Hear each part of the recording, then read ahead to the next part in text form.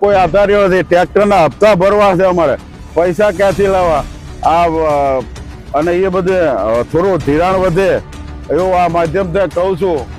અને હવે તો આ અમારે ચિંતાનો મોટો વિષય બની ગયો છે અને ભગવાનને વિનંતી કરીએ છીએ કે હવે આ માવઠું રાખો અને અમને નવી ખેતી કરવા માટે કંઈક સરકાર થોડી સગવડતા કરી આપે અને અમારે છે ને થોડું હાલ્યા કરે એવું આ માધ્યમથી વિચારી અને જણાવીએ છીએ. આ વરસાદ થતાં માવઠું થતાં ખેતીનો પાક નિષ્ફળ ગયો છે. આ ખેડૂત પાયમાલ થઈ ગયા છે. હવે કોઈ આધાર રહ્યો નથી. સરકાર કોઈ સહાય કરે. અમારે માવઠું વરસાદ બહુ પડ્યો છે, પાક નિષ્ફળ ગયો છે અને અમારે આત્મહત્યા કરવાનો વારો છે અને ટ્રેક્ટરના વીમા ભરવાના છે. પૈસા ક્યાંથી લાઈન કાઢવા?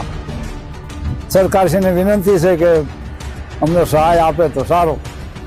અમારી તમામ માહિતીથી અપડેટ રહેવા માટે જોડાયેલા રહો S9 ન્યૂઝ સાથે.